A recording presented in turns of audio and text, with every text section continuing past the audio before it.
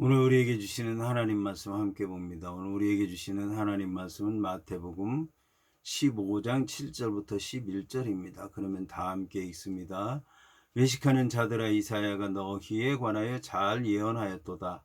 일러스되 이 백성이 입술로는 나를 공경하되 마음은 내게서 멀도다. 사람의 계명으로 교훈을 삼아 가르치니 나를 헛되이 경배하는도다 하였느니라 하시고, 무리를 불러 이르시되 듣고 깨달으라. 입으로 들어가는 것이 사람을 더럽게 하는 것이 아니라 입에서 나오는 그것이 사람을 더럽게 하는 것이니라. 아멘. 오늘 말씀의 제목은 입술로 마음으로입니다. 그러면 본문의 말씀을 통해 함께 은혜 나누도록 하겠습니다. 이에 본문의 말씀을 보면 외식하는 자들아, 이사야가 너희에 관하여 잘 예언하였도다. 일렀느니라고 하는 말씀으로 시작을 합니다. 여기서 외식하는 자에 해당하는 휘포크리테스라고 하는 말은 원래 대답하는 사람이라고 하는 뜻을 지녔습니다. 이것이 발전해서 배우라는 의미가 되었습니다. 본문에서는 물론 자신의 본래의 모습과 겉모습이 다른 위선자라고 하는 뜻을 지니고 있습니다. 한편 예수님께서는 특별히 의식에 대해서 단호히 책망하셨습니다. 이것은 당시 형식주의와 의식주의에 사로잡혀 있는 유대교를 특정 짓는 것이 바로 외식하는 것이었고 위선이었기 때문입니다. 이러한 외식은 다음과 같이 두 가지의 원인에서 발생되는 것으로 살펴볼 수가 있습니다.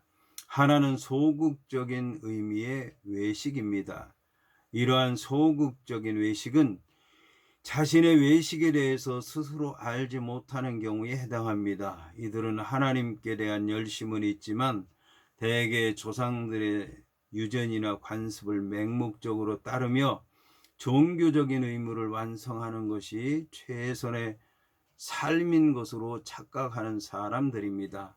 이 사람들은 여호와께서 천천의 수양이나 만만의 강수 같은 기름보다도 오직 공의를 행하며 인자를 사랑하며 겸손히 하나님께 행하는 것이 여호와를 더 기쁘게 하는 것이라고 하는 미가 6장 7절 8절의 말씀을 알지 못하는 사람들입니다.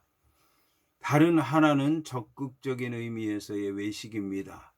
적극적인 외식은 자신의 행위가 겉으로 꾸미는 외식인 줄 알면서도 자신의 기득권을 지키거나 이기적인 목적을 위해서 종교적인 행사나 규례와 같은 것들을 적극적으로 이용하는 경우를 말하는 것입니다.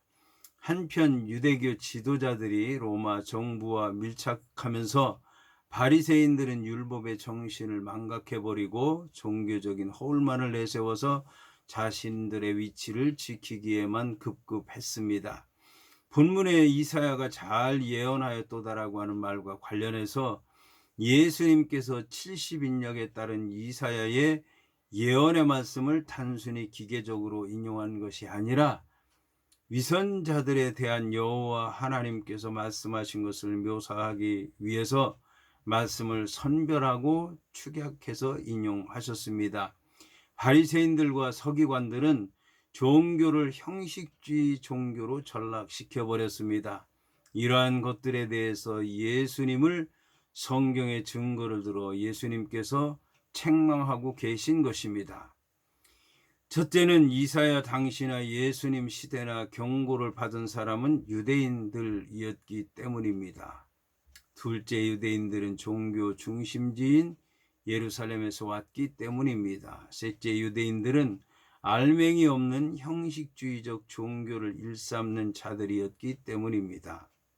이에 더해서 예수님 당시 유대인들은 자신들이 조상들의 전통을 고수하고 있다고 생각하였지만 예수님께서는 유대인들의 생각에 관해서 잘못됐다고 비판하셨습니다. 이들을 향해서 예수님께서는 그들이 실제로 고수하고 있는 것이 이미 오래전에 이사야가 예리하게 비판을 하였던 위선과 가증한 것에 얽매인 조상들의 정신에 불과한 것이라고 하는 것을 지적한 것입니다.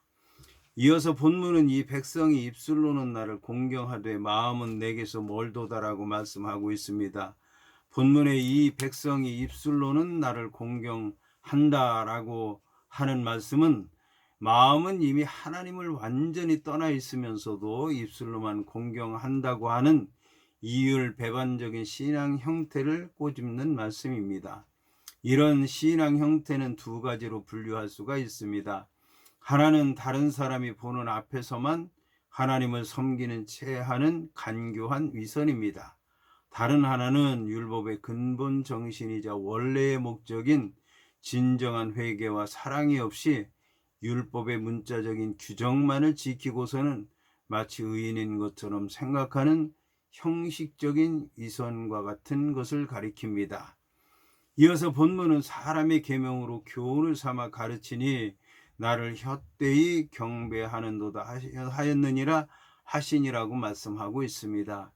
본문에 사람의 계명으로 교훈을 삼아 가르친다는 말씀에서 계명에 해당하는 엔탈마타라고 하는 말은 종교 생활의 실천적인 규범 모두를 가리킵니다. 따라서 사람의 계명에 해당하는 엔탈마타 안드로폰이라고 하는 말은 인간 자신의 방법에 의해서, 다시 말하면 인본주의적인 생각을 따라서 하나님을 섬기는 것을 의미합니다. 이처럼 하나님의 절대적인 권위를 무시하고 아무리 외형이 화려한 경배를 드린다고 하더라도 그것은 모두 헛될 뿐이라고 하는 것입니다. 한편 본문에 대한 히브리 성경의 원래의 의미는 그들이 나를 경외하는 것은 그들이 가르침을 받은 사람의 계명이거나 기계적으로 배운 사람의 계명에 의한 것이다 라고 하는 뜻입니다. 이것은 하나님을 경배하는 일이 단순히 기계적인 것이므로 그것은 하나님을 섬기는 것이 아니라 오히려 하나님을 모독하는 것이라고 하는 것을 의미합니다. 본문에 나를 헛되이 경배하는도다에서 헛되이라고 하는 말에 해당하는 마텐이라고 하는 말은 열매가 없다, 아무런 목적이 없다라고 하는 뜻으로서 그릇된 목표를 위해서 수고하는 것은 처음부터 목표가 없었던 것처럼 공허해서 열매가 없다는 말씀입니다. 이처럼 여호와 하나님의 신앙에 근거하지 않은 의식적 경배 행위는 종교적이고 윤리적인 결과를 전혀 기대할 수 없는 허무맹랑한 경배라고 하는 것입니다. 예수님께서 지적하신 것처럼 사람의 계명으로 나를 헛되이 경배하는도다 라고 하는 말에 의해서 하나님의 권위가 완전히 부정된 것입니다. 예수님께서는 그들이 율법처럼 믿고 지켜왔던 정결의식이라고 하는 것이 결국은 하나님 앞에서 아무런 결실을 맺지 못하는 헛된 것이 되었다고 하는 것을 말씀하심으로써 그것을 지키며 자랑하거나 그것을 지킴으로써 거룩하게 되었다고 하는 그들의 그릇된 자만심을 철저하게 비판하셨던 것입니다. 이에 더 나아가 예수님께서는 그러한 자만심을 가지고 정결의식을 지키지 못하는 사람들에 대한 우월감을 느끼며 또 지키지 못하는 사람들을 죄인 취급하던 종교 지도자들의 행동과 그 권위 그리고 그 가르침의 내용을 모조리 무시하고 거부하신 것입니다. 이 말씀은 결국 보이지 않는 하나님에 대한 경배가 보이는 사람의 규범에 의해서 무시되고 하나님을 찬양하는 것이 아니라 사람 자신의 위선적인 종교 형태를 찬양하는 지도자들에 대한 예수님의 심판이라고 할 수 있는 것입니다. 이어서 본문은 무리를 불러 이르시되 듣고 깨달으라고 말씀하고 있습니다. 앞선 9절에서 예루살렘의 사내들인 공의회의 조사관으로 파견된 바리새인과 서기관들과의 논쟁을 끝낸 예수님께서는 이제 다시 무리들을 가까이 하신 다음 그들을 대상으로 교훈을 하고 있습니다. 이때 가장 먼저 하신 말씀이 듣고 깨달으라고 하는 말씀입니다. 이것은 무리들이 지금까지 들은 것과 깨닫는 것이 부족했다라고 하는 의미이기도 합니다. 무리들이 하나님의 말씀에 관한 하나의 해석이며 방편적인 규례에 불과한 장로들의 유전과 같은 사람의 계명은 많이 들었지만 하나님의 계명, 다시 말해 하나님의 말씀 자체를 듣는 일에는 열심히 보이지 않았다는 것을 말씀하는 것입니다. 따라서 예수님께서는 먼저 하나님의 말씀을 듣고 깨달으라고 말씀하신 것입니다. 예수님께 질문하러 온 바리새파 사람들과 서기관에 대한 존경과 계층적인 차이 때문에 사람들은 그들과 조금 거리를 두고 서 있었던 것이 분명합니다. 적대자들과의 논쟁을 마치신 예수님께서는 예수님의 파격적인 말씀에 의해서 당황하고 있는 무리들을 가까이 불러서 더 이상 그들이 바리새인과 서기관들의 말에 현혹되지 않도록 종교와 윤리의 본질, 즉 내적인 성결에 대해서 말씀하신 것입니다. 한편 본문에 나오는 들으라고 하는 말에 해당하는 아쿠에테라고 하는 말이나 깨달으라고 하는 말에 해당하는 시니에테라고 하는 말은 모두 현재 명령형입니다. 헬라어에서 현재 명령형은 일시적이며 계속되며 반복되는 동작을 명령하는 경우에 사용됩니다. 따라서 본문은 한 번 듣고 깨닫는데 그치는 것이 아니라 진리의 말씀을 계속해서 듣고 계속해서 행하고 계속해서 깨달아야 한다고 하는 것을 의미하는 것입니다. 이것이야말로 영적인 성장을 이루기 원하는 자가 명심해야 할 신앙생활의 출발점인 것입니다. 이어서 본문은 입으로 들어가는 것이 사람을 더럽게 하는 것이 아니라 입에서 나오는 그것이 사람을 더럽게 하는 것이라고 말씀하고 있습니다. 입에 들어가는 것은 음식을 의미하고 입에서 나오는 것은 말을 통해 밖으로 나오는 인간의 정서와 생각과 사상을 가리키는 것입니다. 따라서 손을 씻지 않고 음식을 먹는다고 하는 것은 위생적인 불결함을 의미하지만 그것이 도덕적인 의의를 가질 수는 없는 것입니다. 진정한 의미에서 인간을 더럽게 하는 것은 외형적이고 형식적인 불결이 아니라 내면으로부터 발산되는 부도덕한 언행과 인격과 같은 영적인 요인으로 그 해동은 오히려 아주 치명적인 것이라고 할 수 있을 것입니다.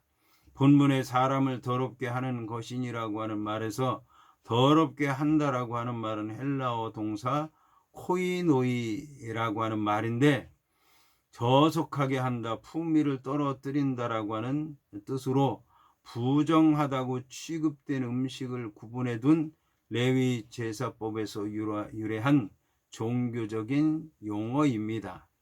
한편 저속한 일에 참여하는 것이 유대인들에게는 의식적으로 불결한 것이기 때문에 더럽게 하는 것으로 번역됩니다. 이처럼 유대인들이 레위 제사법상 부정한 음식을 먹음으로써 발생하는 더럽게 되는 것은 근본적인 의미에서 그 음식 자체가 아닌 하나님이 제정하신 법을 어기는 불순종 때문에 발생한 것입니다. 음식은 인간의 영적 순결과 도덕적인 청결과는 무관한 것입니다.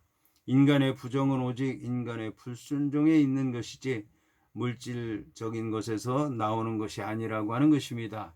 한편 11절의 말씀은 초대교회 당시 이방인에 대한 선교 과정에서 야기된 복잡한 문제들을 해결해 주는 중요한 기준으로서의 역할을 하기도 했습니다.